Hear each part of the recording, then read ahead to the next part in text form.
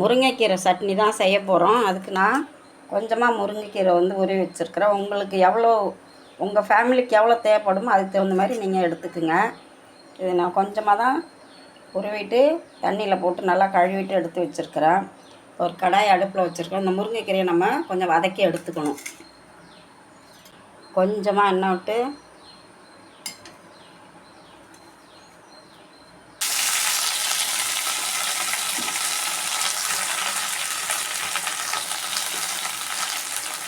கீரை கொஞ்சம்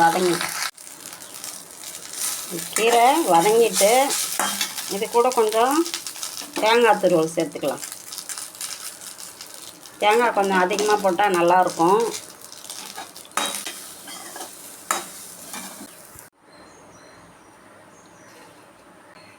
அதுக்கப்புறமா நம்ம உப்பு போட்டு தான் அரைக்க போகிறோம். நான் கொஞ்சமாக உப்பு சேர்த்துருக்குறேன். ஒரு கடாயை வச்சுருக்கேன். அதில் ஒரு டேபிள் ஸ்பூன் கடலைப்பருப்பு இதை வறுத்து எடுத்துக்கலாம். இதோட 4 வரமிளகாய் இதையும் சேர்த்து அடுப்பு சிம்மில் வச்சு தான் வறுக்கணும். இது எண்ணெய் ஊற்ற வேண்டாம், சும்மாவே வறுத்துக்கலாம். நல்லா ட்ரையாக ஆகட்டும். கடலைப்பருப்பும் கொஞ்சம் வறுபட்டுருச்சு. இதோட கொஞ்சமாக மல்லி, முழு மல்லி போட்டு கடலைப்பருப்பு நல்லா மல்லி எல்லாம் இதை எடுத்து ஆற வச்சுக்கலாம். பாருங்க, அதிலே போட்டு ஆற வச்சுக்கலாம். கொஞ்ச நேரம் ஆறட்டும். நல்லா இப்போ இதை ஆறிட்டு இதோட ஒரு 2 பல்லு பூண்டு, துளியோண்டு புளி, 2 ஸ்பூன் வேர்க்கடலை இதெல்லாம் சேர்த்து கொஞ்சம் குறைப்பாக அரைச்சி எடுத்துக்கலாம்.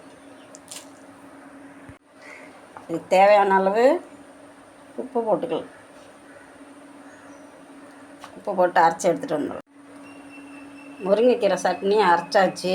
ரொம்ப தண்ணி ஊற்றுனா நல்லா இருக்காது. இதுமாரி திக்காக இருந்தால் தான் அது நல்லாயிருக்கும். டேஸ்ட்டு ரொம்ப சூப்பராக இருக்குது. இதுக்கு ஒரு இப்போ தாளிப்பு கொடுத்துடலாம். கரண்டியில் 1 ஸ்பூன் எண்ணெய் விட்டுருக்கேன். கொஞ்சம் கடுகு, ஒரு மிளகாய்,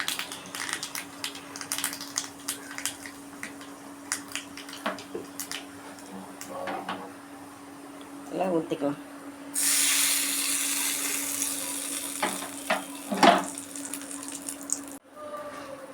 சத்தான முருங்கைக்கீரை சட்னி ரெடி. இல்லை நம்ம முருங்கைக்கீரை தான் கலந்துருக்கோன்னு சொல்லிவிட்டு சீக்கிரம் யாராலையும் கண்டுபிடிக்க முடியாது. டேஸ்ட்டு அவ்வளோ நல்லா இருக்குது. குழந்தைங்களுக்கும் இதை கொடுக்கலாம்.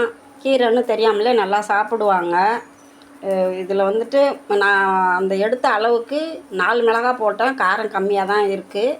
நீங்கள் இன்னும் ஒரு மிளகாய் சேர்த்து அரைச்சிக்கலாம். காரம் கரெக்டாக இருக்கும்.